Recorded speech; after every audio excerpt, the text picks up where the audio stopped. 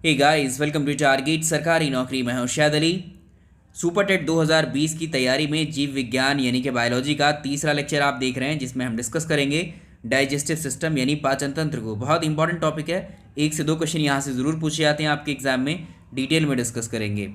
इससे पहले 2 लेक्चर में हमने डिस्कस किया था फूड एंड न्यूट्रिशन को, यानी भोजन एवं पोषण को। यानी जो भोजन हम दिन भर में करते हैं, उस भोजन में कौन कौन से पोषक तत्व पाए जाते हैं जो हमारे शरीर को ऊर्जा देते हैं या अलग अलग तरह तरह की बीमारियों से हमारी रक्षा करते हैं। भोजन के पोषक तत्व हम पहले ही डिस्कस कर चुके हैं, जिसमें प्रोटीन है, कार्बोहाइड्रेट है, वसा है, फैट है, मिनरल्स हैं। ये सब हमारे शरीर को एक तरीके से ऊर्जा देते हैं और बीमारी से लड़ने में सहायता प्रदान करते हैं। अब इस भोजन को जब हम खाते हैं तो इस भोजन पर कौन कौन सी क्रियाएं होती हैं जिससे ये भोजन पच करके हमारे शरीर से बाहर हो जाता है और इसके पोषक तत्व शरीर के द्वारा अवशोषित कर लिए जाते हैं। शुरुआत करते हैं। देखिए, सबसे पहले बात करेंगे हम फूड की, यानी खाने की। तो खाने में आप लोग जो दिन भर में खाते हैं, जैसे आप रोटियां खाते होंगे, चावल खाते होंगे, फल खाया होगा आपने कोई ना कोई, सब्जी खाते होंगे, दूध, पनीर, बर्गर, जो भी कुछ है, ये सब क्या होता है? खाना। इसे ही हम बोलते हैं फूड। और इसको हम, अगर आप बायोलॉजी की लैंग्वेज में लिखना चाहें, तो इसको हम कहेंगे जटिल खाद्य पदार्थ या कॉम्प्लेक्स फूड सब्सटेंस। देखो, अगर आप बात करें चावल की, तो चावल में क्या होते हैं? कार्बोहाइड्रेट्स। ठीक है। सब्जी में अगर आप पालक की बात करें, सब्जी में, पालक में क्या होता है? आयरन होता है। आयरन क्या होता है? खनिज होता है। दूध में क्या होता है? प्रोटीन। प्रोटीन क्या है? एक पोषक तत्व है ये, है ना। और जैसे बर्गर है, इसमें क्या होता है? फैट। अगर आप उसकी बात करते हो बटर की या मक्खन की या घी की, तो उसमें सब में फैट होता है। आप जानते हैं जो चीज़ें आप खाते हैं उसमें क्या क्या चीज़ या क्या क्या पोषक तत्व विद्यमान होते हैं, उसके अकॉर्डिंग आप अपनी डाइट, अपना खाना, अपना भोजन दिन भर में लेते रहते हैं। जैसे अगर आप बात करें मौसमी की और संतरे की या खट्टे फलों की या आंवले की, तो उनमें विटामिन सी होता है। तो ये सब आप पहले से जान रहे हो। हमारे भोजन के अंदर क्या होते हैं? पोषक तत्व। और जो खाना हम खाते हैं डायरेक्टली, वो होता है कॉम्प्लेक्स फूड, उसमें ये सब विद्यमान होता है। और हमारा शरीर को जो है इन्हीं पोषक तत्वों की आवश्यकता होती है। इन्हीं पोषक तत्वों को, यानी इस जटिल कॉम्प्लेक्स फूड को सरल घुलनशील पदार्थ, सिंपल सॉल्युबल सब्सटेंस में ही बदलना, या उसका रूपांतरण ही क्या कहलाता है? पाचन कहलाता है। तो हमारी बॉडी, हमारा शरीर जो इस भोजन को हमने खाया है, उसमें से इन सारे जितने भी पोषक तत्व हैं उनको एक्सट्रैक्ट कर लेती है हमारी बॉडी पाचन की क्रिया के थ्रू। पाचन किन किन स्टेजेस में कैसे कैसे आगे फॉरवर्ड होगा, एक एक चीज़ को इन डिटेल डिस्कस करेंगे। तो जो भी खाना आप खाते हैं, जो भी भोजन आप खाते हैं, उसमें से उस भोजन को हमारा शरीर 7 पार्ट में ब्रेक करता है, उनको 7 पोषक तत्वों में ब्रेक करता है। तो डायरेक्टली इस खाने को हमारा शरीर जो है बॉडी के अंदर नहीं भेज देता, पहले इससे इन सबको, न्यूट्रिएंट्स को अवशोषित करेगा, इनको एब्जॉर्ब कर लेगा। जैसे कार्बोहाइड्रेट मिलेगा हमें भोजन से, प्रोटीन मिलेगा, वसा, विटामिन, खनिज, अमीनो अम्ल, नाभिकीय अम्ल। ये 7 ऐसे सब्सटेंस हैं, ऐसे पदार्थ हैं या ऐसे पोषक तत्व हैं जिनकी हमारी शरीर को आवश्यकता होती है वृद्धि में, विकास में, शरीर के हर एक चीज़ में। तो इनको जटिल यानी कॉम्प्लेक्स फूड से इन सरल घुलनशील पदार्थों को, यानी पोषक तत्वों को निकाल लेना ही पाचन तंत्र कहलाता है। अब देखिए, आइए शरीर की एनाटॉमी देखते हैं पहले। ये देखिए, ये हमारी बॉडी है और एक एक करके चीज़ों को समझेंगे। सबसे पहले आप यहाँ आइए। ये जो आपको दिख रहा है, लिप्स आपके दिखते होंगे। लिप्स जैसे ही आप ओपन करेंगे, ये क्या होता है? आपका माउथ। ठीक है, माउथ हो गया ये। माउथ के बाद में जो आपको अंधेरा सा दिखाई देता है आपके मुंह खोलने के बाद में, मुंह के अंदर, ठीक है, इसको बोलते हैं मुख गुहिका। यहाँ तक बोलेंगे इसको मुख गुहिका, जहाँ तक आपको नजर आता है। ठीक है, जहाँ ये बेंड हो रही है, ये नीचे की तरफ मुड़ जाती है, इसको बोलते हैं मुख गुहिका या बकल कैविटी। दूसरा, ये जो नली है, अब ये नली नीचे आ रही है, आप ये देख रहे हैं, इस नली को हम कहते हैं क्या? इस पाइप को हम क्या कहते हैं? ईसोफेगस। इसी को बोलते हैं ग्रास नली। ये ग्रास नली सीधी कनेक्ट होती है हमारे आमाशय से, स्टमक से। ये स्टमक हमारा कनेक्ट होता है सीधे किससे? छोटी आंत से। ये छोटी आंत यहाँ से जा रही है और ये छोटी आंत कनेक्ट होती है हमारी, नीचे आएंगे आप, ये छोटी आंत है, ये छोटी आंत कनेक्ट होती है हमारी बड़ी आंत से। अब इन अंगों के पहले आप नाम देख लीजिए, क्योंकि अब एक एक करके बिल्कुल डिस्कस करना शुरू करेंगे हम इनको, इनका वर्क फंक्शन क्या क्या होता है। इधर आप देख रहे हैं, यहाँ पर ये है लीवर। लीवर को हम कहेंगे यकृत। और लीवर में ही, लीवर के पास में होती है एक थैलीनुमा संरचना, इसे हम बोलते हैं गॉल ब्लैडर या पित्ताशय। इससे निकलता है बाइल जूस या पित्तरस। और इधर है, इधर पैनक्रियाज, ये होता है अग्नाशय, इसमें से क्या निकलता है, पैनक्रियाटिक जूस, ठीक है। तो ये कनेक्टेड है किससे, छोटी आंत से कनेक्ट है, देख लो ये दोनों का दोनों, ये छोटी आंत से हमारा कनेक्टेड है। अब बात करेंगे सबसे पहला हम बकल कैविटी, ये मुख गुहिका है। मुख गुहिका में क्या क्या आएगा, जो हमारे दांत हैं, जो मसूड़े हैं, जो हमारी क्या है, जीभ है, टंग है, ये सब किस में आएंगे, बकल कैविटी में। उसके बाद फेरिंग्स, ये एक्चुअली जंक्शन होता है, इसको भी डिस्कस करेंगे। ईसोफेगस, ग्रास नली है, और ग्रास नली कनेक्ट होगी, ग्रास नली को आप बोलेंगे ईसोफेगस, स्टमक को बोलेंगे आप अमाशय, और इस अग्नाशय को बोलेंगे पैनक्रियाज। लार्ज इंटेस्टाइन ये ग्रीन कलर में है, इसको बड़ी आंत बोलेंगे। और नीचे है सबसे लास्ट में, ये गुदा से, एनस से यानी रेक्टम से कनेक्ट होती है। और इधर है वेरीफॉर्म अपेंडिक्स, इधर है स्मॉल इंटेस्टाइन ये, और यहाँ ऊपर आइए, ये गॉल ब्लैडर, पित्ताशय, और ये लीवर है यानी यकृत। तो जो आप ये कलरफुल डायग्राम देख रहे हैं, हमने सिर्फ कलर इसलिए इस्तेमाल किए हैं ताकि आप इनको जो है अलग से पहचान पाएं, ठीक है। बॉडी के अंदर इतने सारे कलर नहीं होते इतने ऑर्गन्स में, ठीक है। यूपी पीसीएस 2020 का प्रीलिम्स एग्जाम आपका 11 अक्टूबर को होना है, और यूपी के जो भी एस्पिरेंट इस एग्जाम को देने जा रहे हैं, अपनी तैयारी अभी कर रहे हैं, रिवीजन कर रहे हैं या कंप्लीट कर चुके हैं, उनके लिए एक बड़ा इंपॉर्टेंट अनाउंसमेंट है जो कि अनअकैडमी की तरफ से है। जी हाँ, अनअकैडमी ने लॉन्च की है एक यूपी पीसीएस प्रीलिम्स की टेस्ट सीरीज। ये लक्ष्य टेस्ट सीरीज है और ये 26 तारीख को होगी, 26 सितंबर को होगी। इस दिन आप इस टेस्ट सीरीज को दे सकते हैं। प्रीलिम्स में जीएस का पेपर 1 और पेपर 2 जो सीसेट का है, इन दोनों टेस्ट सीरीज को आप लाइव अटेंड कर पाएंगे। आइए तरीका बताते हैं आपको किस तरह से ज्वाइन करना है। और ये टेस्ट सीरीज बिल्कुल फ्री है, इसमें आपकी ऑल इंडिया रैंकिंग पूरी शो की जाएगी इस टेस्ट सीरीज को अगर आप कंप्लीट करते हैं। इससे पहले आपको ज्वाइन करना पड़ेगा इस टेस्ट सीरीज को। ज्वाइन करने के स्टेप्स आपको बता देते हैं। सबसे पहले आप अनअकैडमी का लर्निंग ऐप अपने मोबाइल में इंस्टॉल कर लेंगे। अगर आपके मोबाइल में नहीं है तो उसमें आप जाएंगे एक कैटेगरी जिसका नाम है यूपी पीएससी, या साथ में इसके रहेगा यूपी ट्रिपल एससी। इस कैटेगरी में जब आप जाएंगे तो यहाँ पर आपको नोटिफिकेशंस में आप Lakshya test series for UP PCS 2020, यहाँ पर जब आप जाएंगे इस कैटेगरी में तो यहाँ एक लिंक आपको शो हो रहा होगा। ये लिंक आपको डिस्क्रिप्शन में मिल जाएगा पूरा, और इस पर जब आप क्लिक करेंगे, क्लिक करने के बाद आपके सामने ये लिंक ओपन हो जाएगा और इसमें आप देख पा रहे हैं Lakshya UP PCS prelims free mock test championship.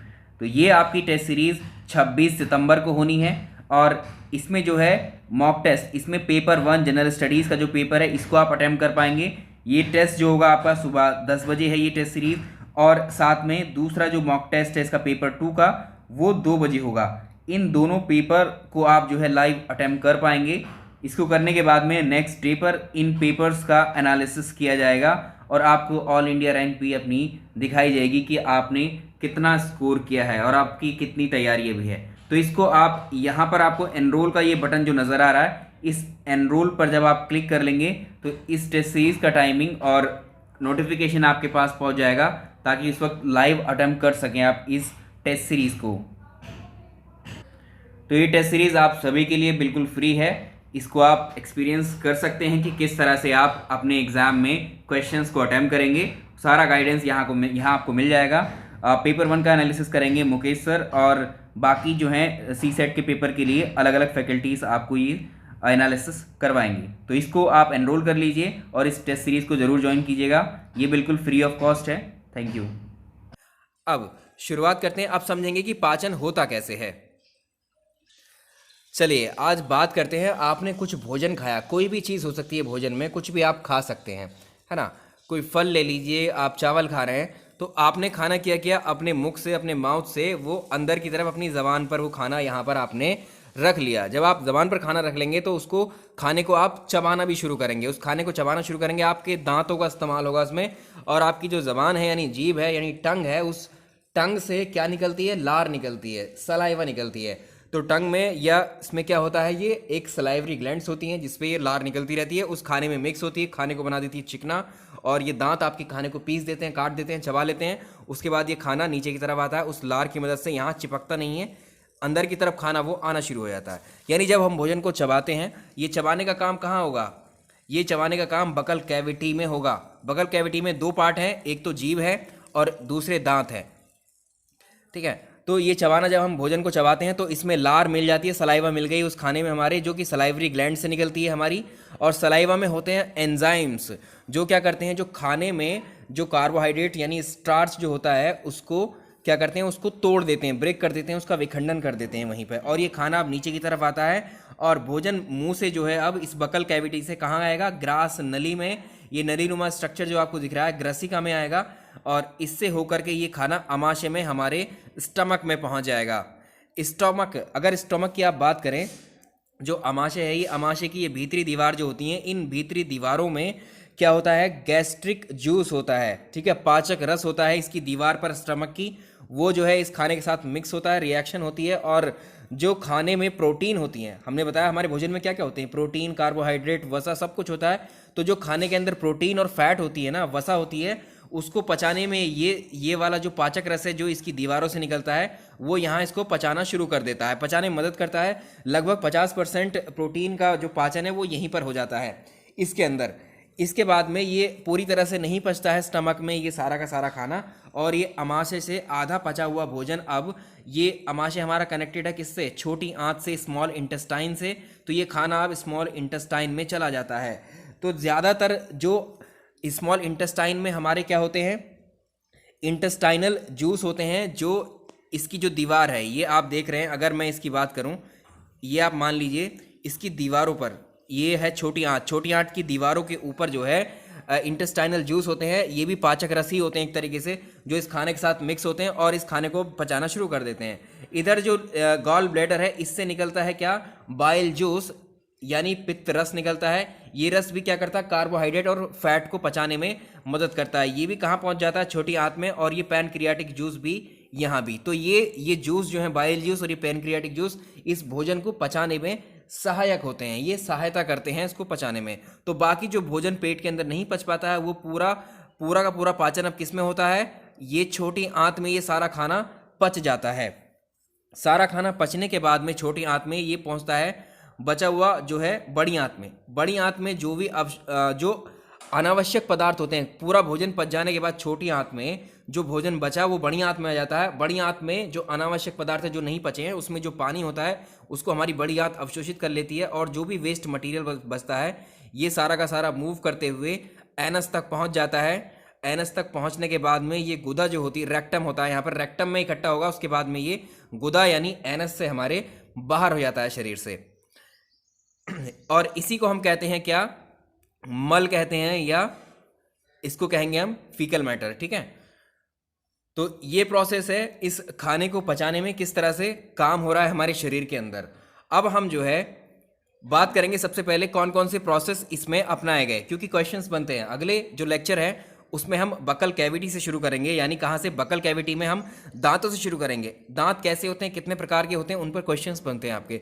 फिर हम टंग को डिस्कस करेंगे, जीभ के कौन से हिस्से पर कौन सा टेस्ट आपको समझ आता है या फील करते हैं आप। उसके बाद में हम ईसोफेगस, इनको सबको डिटेल में डिस्कस करेंगे, एक एक ऑर्गन का फंक्शन, कौन कौन से जूस निकल रहे हैं इनसे, कौन कौन से केमिकल रिएक्शंस पेट के अंदर हमारे कौन कौन से ऑर्गन के अंदर हो रही हैं, ठीक है। अब इन प्रोसेस पे जो क्वेश्चन बनते हैं, अब पहले बात करेंगे इंजेशन की। तो जो हमारा आप कह सकते हैं जो पाचन हो रहा है, डाइजेस्टिव सिस्टम है, उसमें 5 स्टेप हैं। अब पहला स्टेप क्या होता है, देखिए, जो खाना हमने खाया, हमने मुंह के अंदर जो खाना लिया उसको हम कहेंगे, देखो हमने खाना लिया और अपने मुंह के अंदर रख लिया, मुंह खोला और अपने मुंह के अंदर वो खाना रखा, यानी बकल कैविटी में रखा। तो भोजन को अंदर लेने का प्रोसेस, भोजन को अंदर लेना, और ये माउथ से हो रहा है, तो इसे हम कहेंगे भोजन को अंदर लेने के ही प्रोसेस को हम क्या नाम दे देंगे, इसको अंतःग्रहण कहेंगे इसको, या इंजेशन कहेंगे। एक नाम दे दिया, भोजन को आपने अंदर लिया है तो आप जानते हैं, इसको नाम से पुकारेंगे अब इंजेशन, ठीक है। ये भोजन कहाँ पहुँचा, मुख गुहिका में, दांतों से पीसना शुरू किया आपने, और जब आप दांतों से पीस रहे हैं इसको, और आपकी ज़बान से क्या निकल रहे हैं, टंग से आपकी सलाइवा निकल रही है, लार निकल रही है, और लार मिक्स हो रही है। इसका मतलब अब खाने को पीसना शुरू किया, सलाइवा मिक्स हो गई इसमें, यानी पचाने का भोजन को काम आपकी मुख गुहिका से ही स्टार्ट हो गया, ठीक है। ये याद रखेंगे कि जो पाचन है, अब सवाल आपसे पूछेगा, ये हमने अभी पूरा स्ट्रक्चर देखा बॉडी का, पाचन कहाँ कहाँ पे होगा, तो पाचन पूरी बॉडी में 3 जगह पर होता है। एक तो अब मुख गुहिका में जो अभी हमने अभी खाना चबाना शुरू किया, उसके बाद ये खाना ईसोफेगस से होकर अमाशय में जाएगा। अमाशय में आपने देखा कैसे वो पाचक रस उसके साथ मिक्स करके कार्बोहाइड्रेट प्रोटीन को 50% पचा ले रहे थे आपके स्टमक में। उसके बाद वो छोटी आंत में बचा हुआ था जितना भी 70% था, वो सारा का सारा पाचन कहाँ हुआ? छोटी आंत में। तो अगर आपसे पूछे कि हमारे शरीर में पाचन किन अंगों में होता है, पहला क्वेश्चन जो यहाँ से बनेगा वो एक तो बकल कैविटी में होता है, अमाशय में होता है और छोटी आंत। अगर इन तीनों में पूछे सबसे ज़्यादा पाचन कहाँ होता है, तो स्मॉल इंटेस्टाइन यानी छोटी आंत में सबसे ज़्यादा पाचन होता है।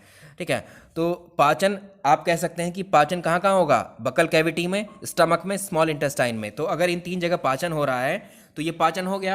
अब अगला क्या है? यहाँ तक कर लिया हमने पाचन। पाचन के बाद में पाचन क्यों हो रहा है? पाचन रिएक्शन क्यों कर रहे हैं? वो जूस जो है स्टमक के अंदर या स्मॉल इंटेस्टाइन के अंदर जो खाने के अंदर हमारे पोषक तत्व हैं उनको एक्सट्रैक्ट करते हैं, उसमें से उनको निकाल लेते हैं। तो इसका मतलब अवशोषण करते हैं पोषक तत्वों का। कहाँ? स्टमक के अंदर, स्मॉल इंटेस्टाइन के अंदर और बकल कैविटी के अंदर। ठीक है, तो जहाँ पर पाचन होता है जिन जिन जगहों पर, उन जगहों पर ही क्या होता है? अवशोषण भी होता है, एब्जॉर्प्शन भी होता है। यानी जिन पोषक तत्वों की हम बात कर रहे थे, जो पोषक तत्व हमें चाहिए खाने से, जैसे कार्बोहाइड्रेट है, इसमें प्रोटीन है, फैट है, विटामिन है, खनिज है, अमीनो अम्ल है, नाभिकीय अम्ल है, वो सभी अवशोषित हो जाते हैं इन तीनों जगहों पर ही, मुख गुहिका में, अमाशय, छोटी आंत में भी। अब बात करते हैं अगला स्टेप क्या होगा? एसिमिलेशन या स्वांगीकरण। इसमें क्या होता है? इसका मतलब होता है शरीर, देखो हमारे शरीर की कितनी सारी कोशिकाएं, हमारा शरीर जो है छोटे छोटे सेल्स से मिलकर बना हुआ है। छोटे छोटे सेल्स, नंबर ऑफ सेल्स मिलकर बनाते हैं क्या? एक टिश्यू, और बहुत सारे टिश्यू मिलकर एक ऑर्गन का निर्माण करते हैं। ऑर्गन अभी आपने देखा, लीवर था, गॉल ब्लैडर था, ठीक है, स्मॉल इंटेस्टाइन, ये ऑर्गन होते हैं। ठीक है, तो हमारे शरीर की हर एक कोशिका को, हर एक अंग को जो है पोषक तत्व पहुंचना जरूरी है। ठीक है, और उसकी ग्रोथ के लिए भी ज़रूरी है। ठीक है, अगर आप मूवमेंट कर रहे हैं अपनी बॉडी का, आप चल फिर रहे हैं, आप अपने पैर को मूव कर पा रहे हैं, तो कहीं ना कहीं आपके पैर में, लेग्स में जो है वो एनर्जी पहुंची है उस फूड के थ्रू, तभी आप चल पा रहे हैं। उसके मेंटेनेंस के लिए, वृद्धि के लिए कोशिकाओं की, हमारे शरीर की, हमारे अंगों की, तो हमें क्या है? सभी को ज़रूरत है। अब ये खाना जो है, जो हमने अभी पचा है, ये पोषक तत्व, इन पोषक तत्वों को जो ब्लड होते हैं, ब्लड वेसल्स कनेक्टेड होती हैं स्मॉल इंटेस्टाइन में, उस तो जो पोषक तत्व एब्जॉर्ब किए गए स्मॉल इंटेस्टाइन में, वो सारे ब्लड के थ्रू हमारे शरीर के सभी अंगों में पहुंचा दिए जाते हैं। इसको बोलते हैं एसिमिलेशन या स्वांगीकरण। पोषक तत्वों का शरीर की प्रत्येक कोशिका तक, अंगों तक, ऊतकों तक पहुंचाना ही एसिमिलेशन या स्वांगीकरण कहलाता है। और आगे जो खाना अब पच गया, पचने के बाद में जो वेस्ट बचा, अनावश्यक पदार्थ हमारे स्मॉल इंटेस्टाइन से, उसमें कहाँ चले गए थे? बड़ी आंत में। जो बड़ी आंत में बचा हुआ अनावश्यक भोजन आप कह सकते हैं, वो हमारे शरीर से बाहर हो जाता है। इस प्रोसेस को हम बोलते हैं क्या? इजेशन। यानी अनावश्यक पदार्थों को मल के रूप में शरीर से बाहर निकालना क्या कहलाता है? इजेशन कहलाता है। तो ये 5 जो प्रोसेस हैं, ये पूरे प्रोसेस के अंदर ये जो 5 स्टेप हैं, ये आते हैं आपके पाचन के अंदर। अगले लेक्चर में, ये तो इंट्रोडक्शन लेक्चर था, आपको अगर यही था इसका बेस, ठीक है, जब आपको पहले ये पता होगा कि पाचन के अंदर कौन कौन से अंग आ रहे हैं, कहाँ कहाँ से हम क्या क्या कर रहे हैं, तो अब ये चीज़ें आपको बेसिक बैकग्राउंड बन गया पाचन का। अब आप हर चीज़ को कनेक्ट कर लेंगे। अब हम अगले लेक्चर में इसके पढ़ेंगे टीथ, और टीथ के बाद पढ़ेंगे हम टंग। टंग के बाद ये सारे ऑर्गन्स को मैं एक एक करके डिटेल में समझाऊंगा। इस पाचन को अब हम डिटेल में एंटर करेंगे। वीडियो पसंद आया तो लाइक ज़रूर कर दीजिएगा। Thank you so much.